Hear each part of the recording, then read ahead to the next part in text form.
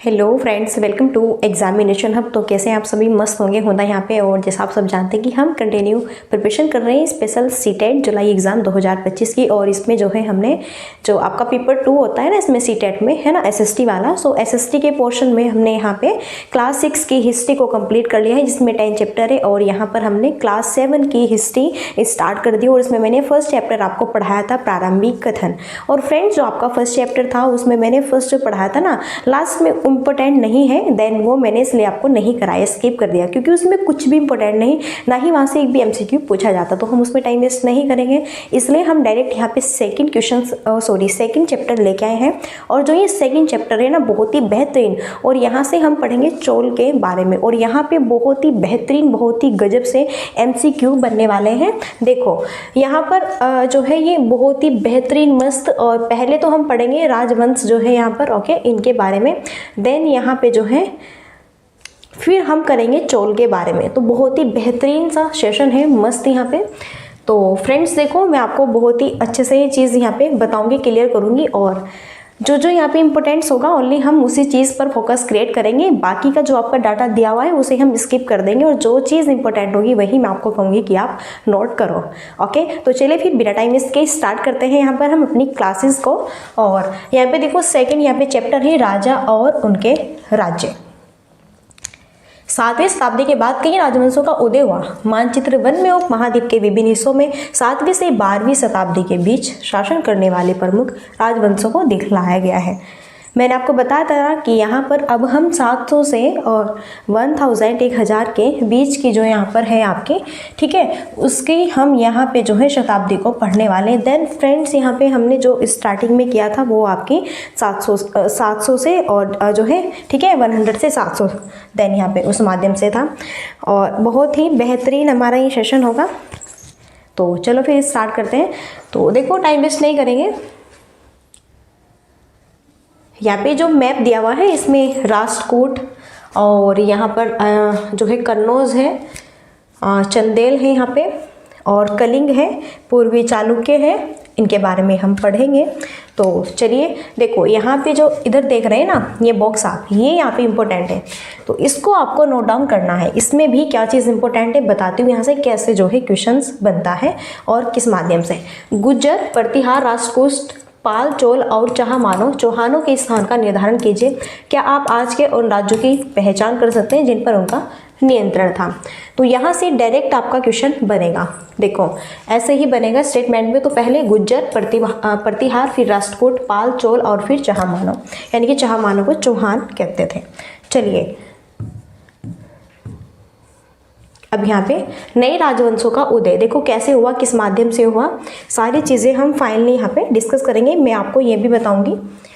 तो पहले हम इसको पढ़ लेते हैं, और यहाँ पे जो चीज़ इंपॉर्टेंट होगी वही आपको नोट डाउन करना है, बाकी हम स्किप करेंगे। ओके, चलिए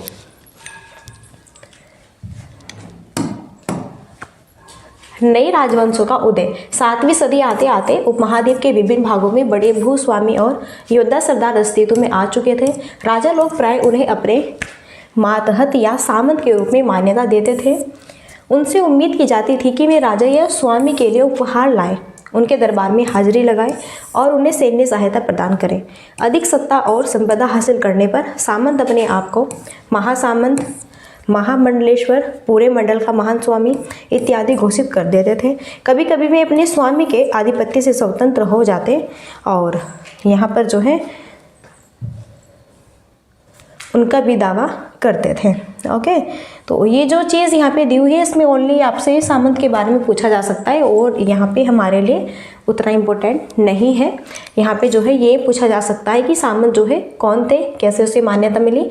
तो राजा लोग प्राय उन्हें अपने माथारी या सामंत के रूप में मान्यता देते थे। देखो 7वीं सदी आता थे महाद्वीप के विभिन्न भागों में बड़े भूस्वामी और योद्धा सरदार अस्तित्व में आ चुके थे।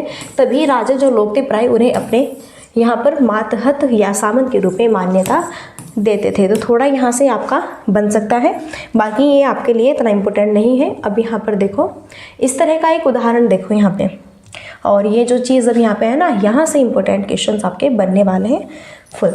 तो इस तरह का एक उदाहरण दक्कन में राष्ट्रकूटों का था। शुरुआत में वे कर्नाटक के चालुक्य राजाओं के अधीनस्थ थे। 8वीं सदी के मध्य में एक राष्ट्रकूट प्रधान दंतीदुर्ग ने अपने चालुक्य स्वामी की अधीनता से इनकार कर दिया, उसे हराया और हिरण्यगर्भ, इसका शाब्दिक अर्थ है सोने का गर्भ, नामक एक अनुष्ठान किया। जब यह अनुष्ठान ब्राह्मणों की सहायता से संपन्न किया जाता था तो यह माना जाता था कि इससे याजक जन्मना क्षत्रिय नहीं होते हुए भी क्षत्रिय के रूप में दोबारा क्षत्रियत्व प्राप्त कर लेगा। यहाँ से देखो किस तरह से क्वेश्चन बनेगा। देन ये चीज़ इंपॉर्टेंट है काफ़ी, और मैं फिर से रिपीट कर दे रही हूँ तो टेंशन नहीं लेना। ओके, यहाँ से इस तरह से क्वेश्चन बनेगा। शुरुआत में वे कर्नाटक के चालुक्य राजाओं के अधीनस्थ थे। तो स्टार्टिंग में चालुक्य राजाओं के अधीनस्थ थे। कहाँ के भाई? शुरुआत में वो कर्नाटक के। ये आपसे राज्य का भी नाम पूछा जा सकता है। तो स्टार्टिंग में चालुक्य राजाओं के अधीनस्थ थे, तो वे जो है कर्नाटक के। 8वीं सदी के मध्य में एक राष्ट्रकूट, देखो 8वीं सदी कौन सी भैया? 8वीं सदी यहाँ पर जो है इसके मध्य में एक राष्ट्रकूट प्रधान जो है दंतीदुर्ग ने अपने चालुक्य स्वामी की अधीनता से इनकार कर दिया। दंतीदुर्ग ने अपने चालुक्य स्वामी की अधीनता से इनकार कर दिया और उसे हराया। तो दंतीदुर्ग ने अपने चालुक्य स्वामी की अधीनता से इनकार कर दिया, उसे दंतीदुर्ग ने किसे हराया? चालुक्य को हराया। यहाँ से भी क्वेश्चन बनेगा। और हिरण्यगर्भ है ना, फिर नामक एक अनुष्ठान किया। फिर किसने? यही दंतीदुर्ग ने ही। और जो हिरण्यगर्भ है इसका शाब्दिक अर्थ है क्या? सोने का गर्भ। तो इस माध्यम से ये चीज़ आपको याद रखनी है। तो यहाँ से क्वेश्चन बन सकता है दंतीदुर्ग ने किसे हराया? चालुक्य को। फिर हराकर इन्होंने किस नामक एक का अनुष्ठान किया? वो है यहाँ पर हिरण्यगर्भ। तो हिरण्यगर्भ का यहाँ पर जो है आपका किसने अनुष्ठान किया? दंतीदुर्ग ने किया। और इसका शाब्दिक अर्थ क्या होता है? हिरण्यगर्भ का सोने का गर्भ। आई होप आपको सही से क्लियर हो गया होगा। फर्स्ट पॉइंट यहाँ पर है कि चालुक्य राजाओं के अधीनस्थ कौन थे? किस राज्य से थे? कर्नाटक के। तो शुरुआत में कर्नाटक के चालुक्य राजाओं के अधीनस्थ थे। और फिर यहीं पर यहाँ से भी क्वेश्चन बनेगा। दक्कन में राष्ट्रकूटों का था।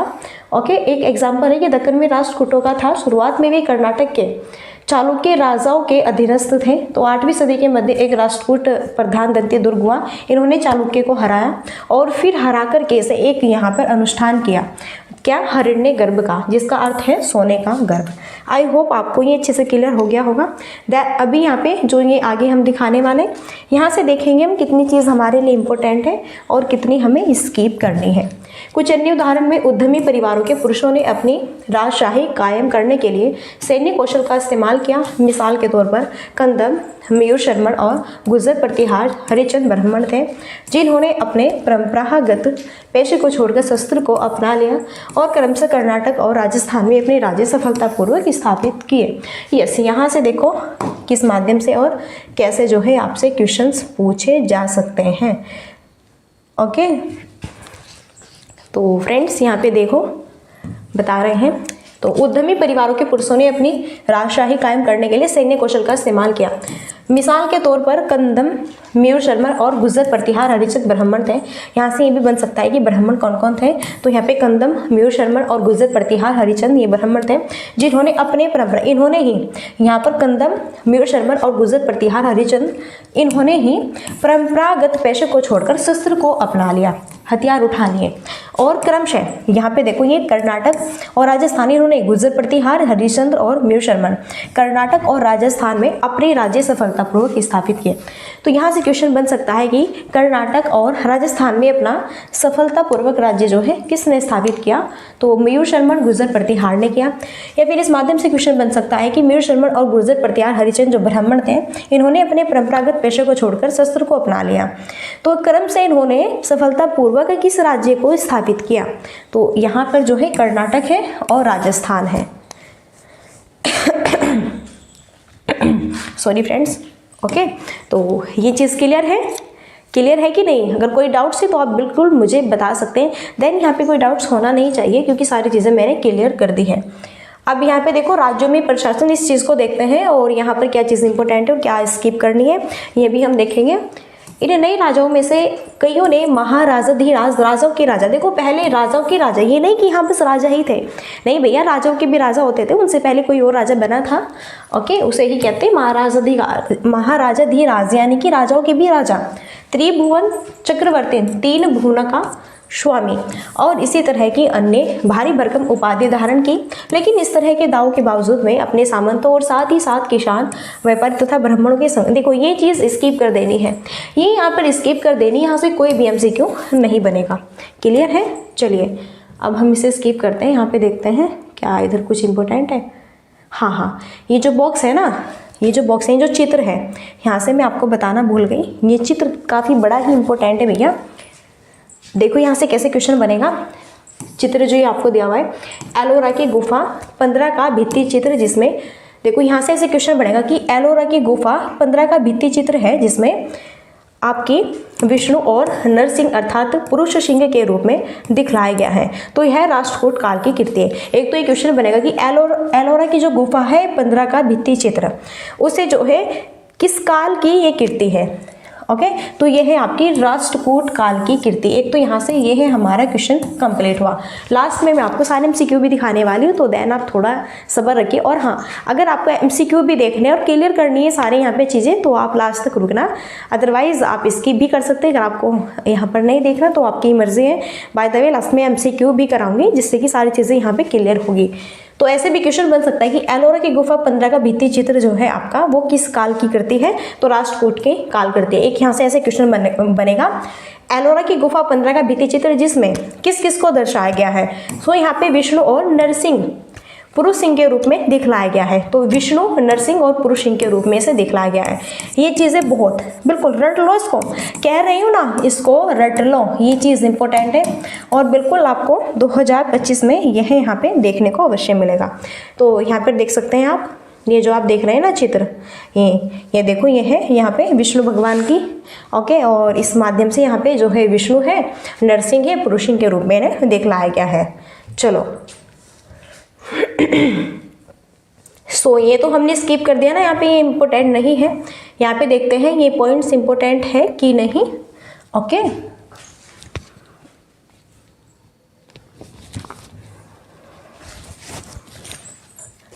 इन सभी राज्यों में उत्पादकों अर्थात किसानों, पशुपालक, कारीगरों से संसाधन इकट्ठे किए जाते थे। इनको अक्सर अपने उत्पादों का एक हिस्सा त्यागने के लिए मनाया या फिर बाध्य किया जाता था। कभी कभी इस हिस्से को, ये भी चीज़ इंपॉर्टेंट नहीं है। ओके, स्किप कीजिए इसको भी। चलिए अब यहाँ पर देखो 400 कर, तो ये बॉक्स यहाँ पर देखो कहाँ से कहाँ और कितना इंपॉर्टेंट है, इसे देख लेते हैं। एक्चुअल में तमिलनाडु में शासन करने वाले चोल वंश के अभिलेखों में विभिन्न किस्म के करों के लिए 400 से ज़्यादा सूचक शब्द मिलते हैं। सबसे अधिक उल्लेखित कर है वेटी। यस, ये चीज़ इंपॉर्टेंट है, जो नगद की बजाय जबरन श्रम के रूप में लिया जाता था। यानी जबरन श्रम और कदमाई यानी कि भू राजस्व थे। ये चीज़ इंपॉर्टेंट है। और यहाँ से कैसे क्वेश्चन बनेगा लास्ट में दिखाऊंगी भी। यहाँ से ये क्वेश्चन बनेगा आपका कि चोल वंश में किस तरह का कर लिया जाता था। तो चोल वंश में किस तरह का कर लिया जाता था आपका, वेटी नाम का कर, वेटी नाम का।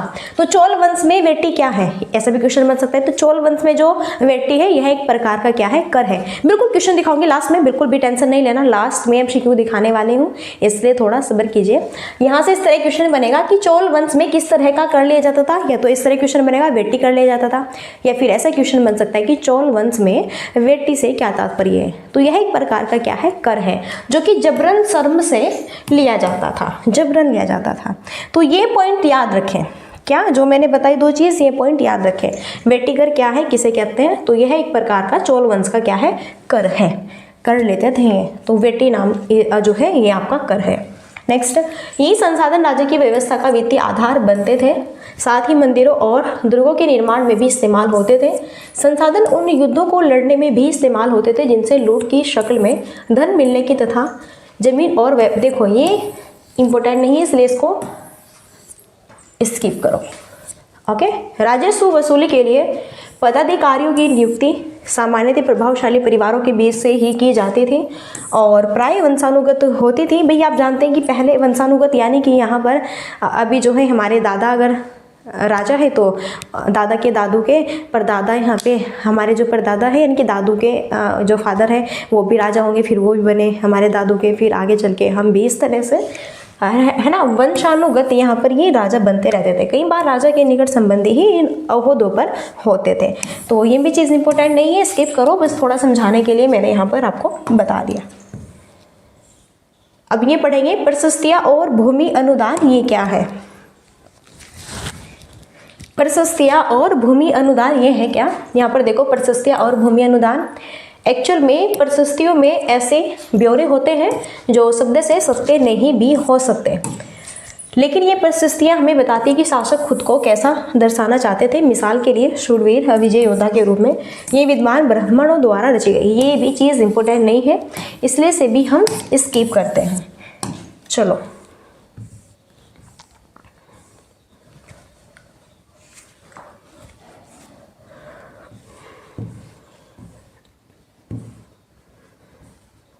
अब यहाँ पर देखो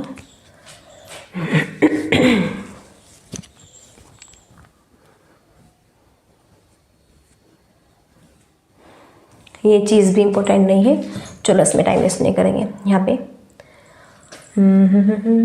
ये भी नहीं इतना इम्पोर्टेंट, आगे बढ़ते हैं।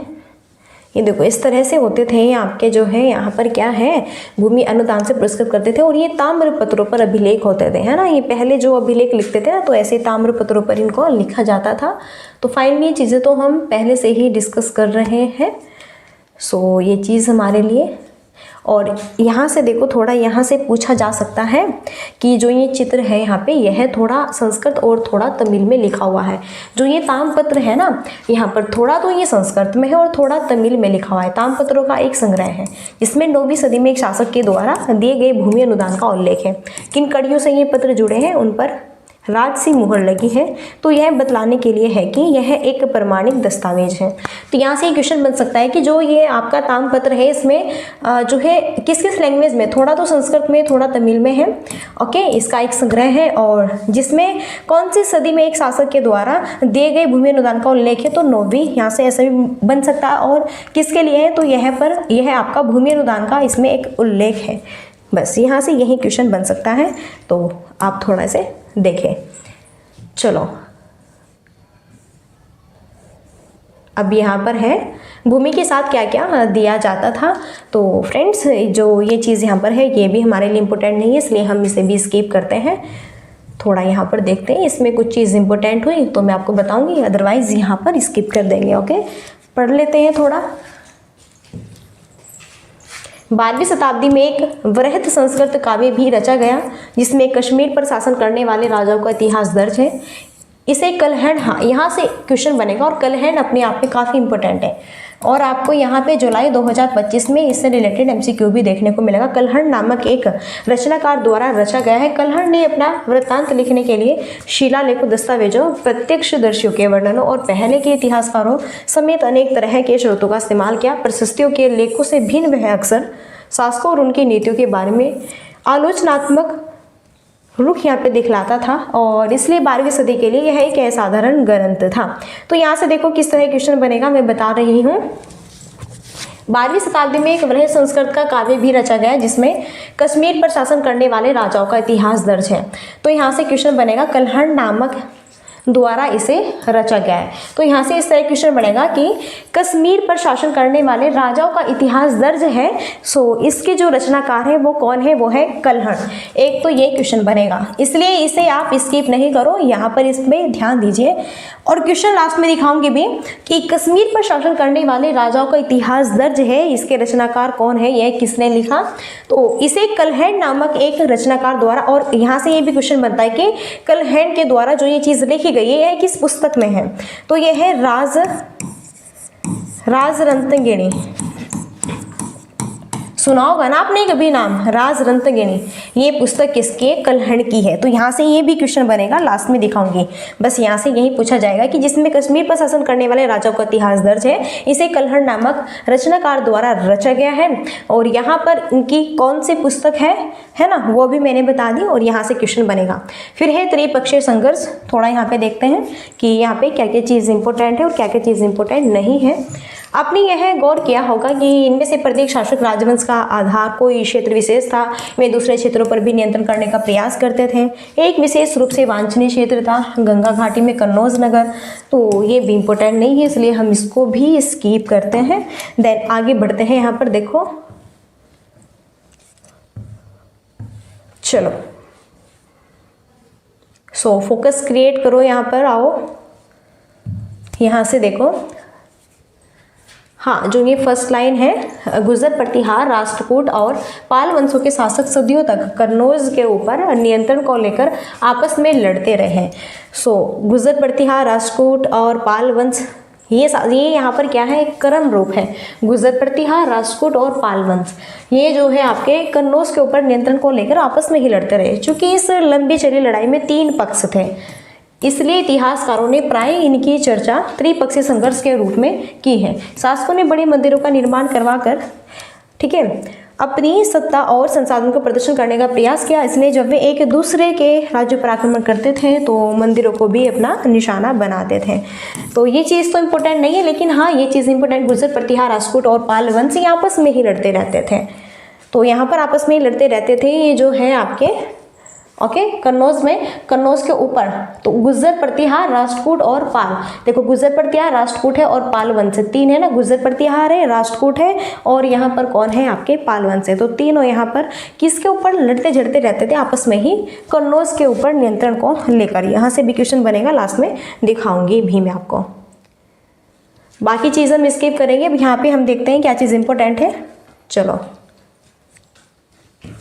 अफगानिस्तान के गजनी का महमूद ऐसा ही एक शासक है और उसने धार्मिक पूर्वाग्रह से प्रेरित हो महाद्वीप 17 बार यानी कि 1000 और 1000 से 25 ईस्वी हमला किया और उसका निशाना थे संपन्न मंदिर, जिसमें गुजरात का सोमनाथ मंदिर भी शामिल था। महमूद जो धन उठा ले गया उसका बहुत बड़ा हिस्सा गजनी में एक विभवशाली राजधानी के निर्माण में खर्च हुआ। तो ये चीज़ इतनी इम्पोर्टेंट है तो नहीं है ना, लेकिन कभी पूछे तो फिर भी थोड़ा आप हल्का फुल्का से याद रखिए, बाकी इतना इम्पोर्टेंट नहीं है। चलो यहाँ पे, हाँ यहाँ से क्वेश्चन बनेगा और देखो यहाँ से कैसे माध्यम से और किस जो है तरह से यहाँ से एमसीक्यू पूछा जाएगा वो चीज़ मैं आपको दिखाऊंगी।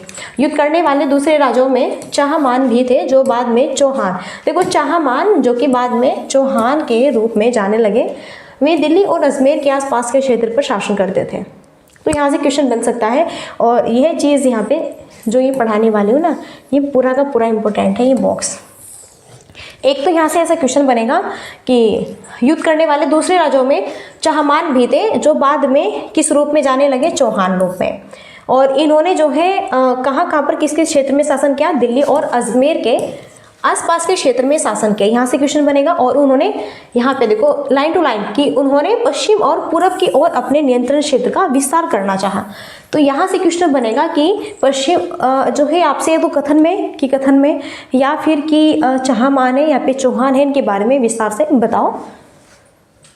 ओके, सो ऑप्शन होते हैं ना आपके first, second, third, fourth, then इस तरह से, और फिर आपको चूज करने होते हैं कि कौन से इसके बारे में सही कथन है, कौन सा रॉन्ग है। तो बिल्कुल क्लियर लिखा होगा कि उन्होंने पश्चिम और पूर्व की ओर अपने नियंत्रण क्षेत्र का विस्तार करना चाहा, जहां उन्हें गुजरात के चालुक्य और पश्चिमी उत्तर प्रदेश के गढ़वालों से टक्कर लेनी पड़ी। किसको लेनी पड़ी भाई, चाहमान जो है चौहानों को, किस किस के, गुजरात और जो चालुक्य हैं और पश्चिमी उत्तर प्रदेश के जो गहडवाल है, इनसे टक्कर लेनी पड़ी। चाहमान शासक पृथ्वीराज तृतीय, जिसने सुल्तान महमूद गोरी नामक तुर्क शासक को 1191 में हराया। यस, यहाँ से क्वेश्चन लास्ट में दिखाऊंगी भी। चाहमान शासक पृथ्वीराज तृतीय, देखो चाहमान चौहान का शासक पृथ्वीराज तृतीय, इसकी यहाँ पे टाइमिंग दी हुई है, जिसने सुल्तान महमूद गोरी नामक तुर्क देखो यहाँ पर पृथ्वीराज जो तृतीय है, इसने किसे हराया, तो इसने सुल्तान महमूद गोरी नामक तुर्क शासक को 1191 में हराया, लेकिन दूसरे ही साल 1192 में उसके हाथों हार गया। ओके, पहले से हराया, फिर दूसरे ही साल 1192 में उसके हाथों हार गया। कौन, महमूद गोरी के हाथों, फिर कौन, आपका पृथ्वीराज तृतीय हार गया। तो यहाँ से क्वेश्चन बनेगा आपका, दिखाऊंगी लास्ट में क्वेश्चन सारे मैंने लिए हुए हैं कि आपका जो यहाँ पर पृथ्वीराज चौहान है, जो यहाँ पे पृथ्वीराज तृतीय हैं आपके चाहमान शासक के पृथ्वीराज। ओके, इसने जो है किस नामक शासक को हराया, सुल्तान महमूद गौरी को, और फिर दूसरे ही साल 1192 में उसके हाथों से खुद हार गया।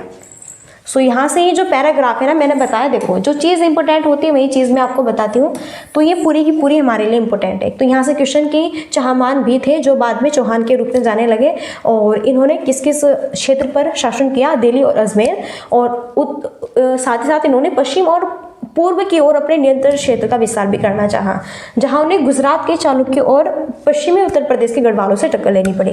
फिर यहाँ पर एक चाहमान शासक हुआ यही पृथ्वीराज चौहान, जो कि थर्ड है, तृतीय, देखो थर्ड ही चीज़ भी, पृथ्वीराज प्रथम सेकंड इस तरह होते हैं ना ये, तो यहाँ पर ये तृतीय है जिसने सुल्तान महमूद गोरी नामक एक शासक को हराया और फिर इसके हाथों हार गया। ठीक है, कब अगर पूछ ले कभी कभी थोड़ा और घुमा के, तो 1191 में हराया था पृथ्वीराज तृतीय ने महमूद गौरी को। चलो अब ये जो यहाँ पर है आपका उरेयूर से तंजावुर तक, ये हम कल जो है करेंगे, क्योंकि आज का यहाँ पे अब फिर यहाँ पे चोल वंश स्टार्ट हो जाता है। अभी हमने यहाँ पे चौहान, चाहमान और ठीक है इनके बारे में पढ़ा, तो देन कल हम पढ़ेंगे यहाँ पे उरेयूर और तंजावुर के बारे में।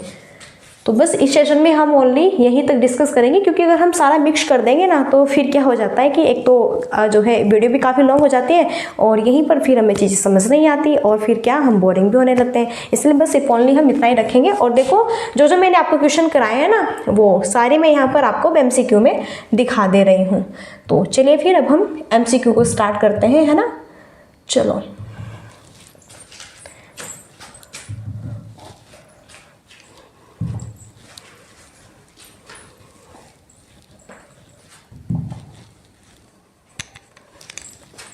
अब देखो किस माध्यम से और कैसे कैसे क्वेश्चंस यहाँ से बनते हैं एग्जाम में। तो यहाँ पे देखो कुछ रिपीटेड क्वेश्चन भी मैंने लिए हुए हैं एक दो, तो देखते हैं कितना आप याद करते हैं कितना नहीं। चलो, एलोरा की गुफाओं का निर्माण किसने कराया? तो ये क्वेश्चंस मैंने आपको कराए हुए हैं। आई होप आपको जो मैंने भी पढ़ाया हुआ है यहाँ पे क्लास 6 के NCERT उसमें भी कुछ याद होगा। तो एलोरा की गुफाओं का निर्माण किसने कराया था? भाई राष्ट्रकूटों ने ही तो कराया था। ओके चलो नेक्स्ट, दंती दुर्ग जिसने हिरण्यगर्भ नामक एक अनुष्ठान किया था वह था? चोल राजा था, प्रतिहार प्रमुख, राष्ट्रकूट प्रमुख, या फिर यहाँ पे पल्लव प्रमुख। तो अभी हमने पढ़ा है दंती दुर्ग जिसने हिरण्यगर्भ नामक एक अनुष्ठान किया था, तो वह कौन था? ये आपके राष्ट्रकूट थे। कौन थे? राष्ट्रकूट प्रमुख थे। देखो अभी तो कराइए मैंने ये आपको सारी चीज़ें, है ना। अब आप ये नहीं कहेंगे कि ये आपने नहीं पढ़ाया, नहीं बिल्कुल पढ़ाया है मैंने भी आपको। और यहाँ पे देखो दंती दुर्ग जिसने हिरण्यगर्भ नामक एक अनुष्ठान भी किया था, मैंने सारी चीज़ें बताई थी ना स्टार्टिंग में कि यहाँ से MCQ बनेंगे, लास्ट में दिखाऊंगी भी। तो यह कौन था भाई? राष्ट्रकूट प्रमुख था। आगे बढ़े नेक्स्ट, देखो थर्ड क्वेश्चन, हिरण्यगर्भ अनुष्ठान किया गया था। देखो जब एक राजा ने एक क्षेत्र जीता, राजा को क्षत्रिय घोषित करने के लिए भले ही वह जन्म से एक क्षत्रिय न हो, हिरण का शिकार करने से पहले पुत्र के जन्म के लिए। तो हिरण्यगर्भ अनुष्ठान किया गया था कि राजा को क्षत्रिय घोषित करने के लिए भले ही वह जन्म से एक क्षत्रिय न हो, लेकिन राजा को क्षत्रिय घोषित करने के लिए भले ही वह जन्म से क्षत्रिय हो या ना हो, वही हिरण्य अनुष्ठान किया गया था। चलो आगे बढ़ते हैं नेक्स्ट, इसके इन पर क्वेश्चन है, निम्नलिखित में से किस राजवंश ने वेटी कर लगाया जिसमें कर नगद में नहीं बल्कि जबरन मजदूरी के रूप में लिया जाता था? चोल है, गुप्त है, पाल है, या फिर चालुक्य है? यहाँ पर तो हमने गुप्त, पाल, चालुक्य ये सब तो पढ़ लिए ना, हम चोल के है तो बारे में पढ़ रहे हैं, है ना। यही तो हमारा जो है इसमें चैप्टर में चोल के बारे में ही, चोल राजवंश है इनके बारे में पढ़ रहे हैं। देखो मैंने बताया भी था कि जो वेट्टिकर होता है, एक तो इस तरह क्वेश्चन बनता है कि जो वेट्टिकर है किसके द्वारा लगाया जाता है, और वही क्वेश्चन बना है चोल के द्वारा, चोल जो राजवंश है। और एक ऐसा भी क्वेश्चन बनता है कि चोल राजवंश के द्वारा किस प्रकार का कर लगाया जाता है, तो उसका नाम क्या है? वेट्टी है। तो देखो जो चीज़ें मैंने बताई थी फाइनली वही चीज़ आपकी कंप्लीटली MCQ में भी दिख रही है। आपको बताया था कि नहीं बताता, ये मत कहना कि नहीं बताया था। जिसने क्लासेस ध्यान से देखी होंगी ना, सो वही चीज़ आपकी ध्यान से भी आप सुनेंगे। अगर ध्यान से नहीं देखा है तो भाई फिर आप ये कहेंगे कि नहीं बताया, फिर जो भी आप ओके। तो इसमें से किस राजवंश ने वेट्टी कर लगाया, और इसमें क्या होता था? देखो ये चीज़ भी बताई थी मैंने कि नगद में नहीं बल्कि जबरन यहाँ से क्या करा जाता था, यह मजदूरी के रूप में लिया जाता था। जबरन, श्रमिकों से मजदूरी के रूप में जबरन लेते थे ये लोग, नगद नहीं जबरन लेते थे। तो ये थे आपके चोल राजवंश और वेट्टी कर। चलो एक यहाँ से ऐसा क्वेश्चन बनेगा, देखो चोल काल में वेट्टी क्या था, बताया था ना कि चोल काल में वेट्टी क्या था। देखो फंस गए ना, बनेगा कि नहीं बना क्वेश्चन। तो व्यापारियों का समूह, एक बंदरगाह, एक प्रकार का कर या फिर एक शाही अनुष्ठान। तो बिल्कुल बिल्कुल फाइनली क्वेश्चन आ गया कि नहीं, क्लैपिंग कीजिए। देखो जो मैंने पढ़ाया था MCQ वही बिल्कुल मैं हूबहू दोनों लेके आई हूँ। तो चोल काल में वेट्टी क्या था भैया, हमें वो ऑप्शन पे ध्यान ही नहीं देना, हमें पता है एक प्रकार का कर था जो कि जबरन लगाया जाता था और मजदूरों से जबरन कर लेते थे ये लोग। फिर नेक्स्ट देखो, हम कल्हड़ के बारे में पढ़ा। कल्हड़ ने 12वीं शताब्दी में नामक पुस्तक को लिखा था जो कश्मीर के राजाओं का छंद रूप में ऐतिहासिक वृत्तांत है। बताया था कि नहीं बताया, किसने, किस पुस्तक में लिखा था इसने, राजतरंगिणी। देखो बताया था कि नहीं कि कल्हड़ की एक पुस्तक भी है जिसमें इन्होंने कश्मीर के बारे में लिखा, और इस पुस्तक का नाम तो इस पैराग्राफ में नहीं दिया नहीं ना, लेकिन मैंने बताया था इस पुस्तक का नाम क्या है, राजतरंगिणी है। बताया था कि नहीं बताया था। और कल्हड़ के बारे में ये भी बताया था कि यहाँ से इंपॉर्टेंट है, यहाँ से स्किप नहीं करेंगे, इस पूरे पैराग्राफ को पढ़ेंगे और कैसे कैसे MCQ बनेंगे, ये चीज़ भी इंपॉर्टेंट है। तो देखो खुद देख लो, कल्हड़ ने 12वीं शताब्दी में, एक तो यहाँ से ऐसे क्वेश्चन बन सकता है, कल्हड़ ने किस शताब्दी में नामक पुस्तक को लिखा था जो कश्मीर के राजाओं का छंद रूप में ऐतिहासिक वृत्तांत करती है, 12वीं शताब्दी। एक तो ये क्वेश्चन बनता है। दूसरा क्वेश्चन यही बना किनकी वो पुस्तक कौन सी है, राजतरंगिणी है।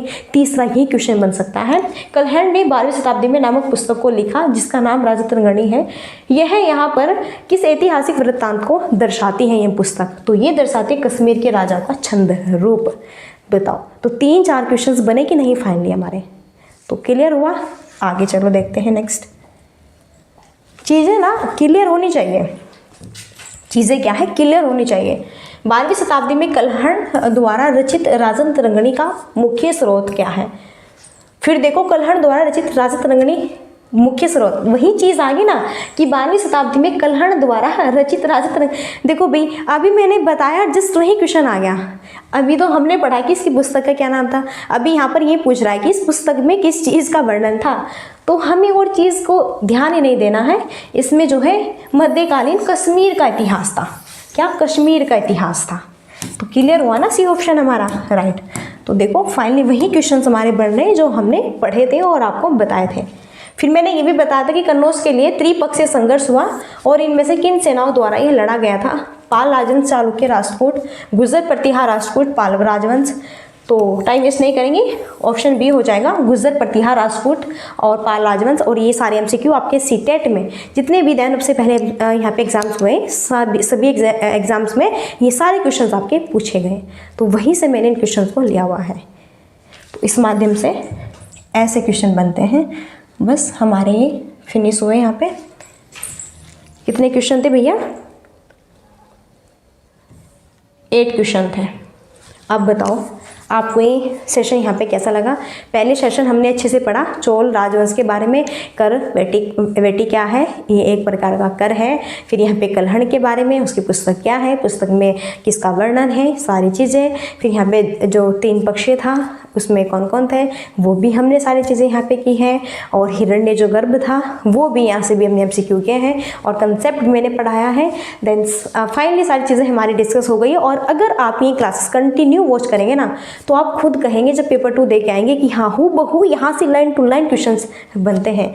तो भैया आप जो है इधर उधर अपने भटकते रहो कि अब ये पढ़ लो, ये बुक पढ़ लो, फलाना पढ़ लो, ढिमकाना पढ़ लो, जो मेन होता है वो आप लोग पढ़ते नहीं। मेन क्या है, NCERT।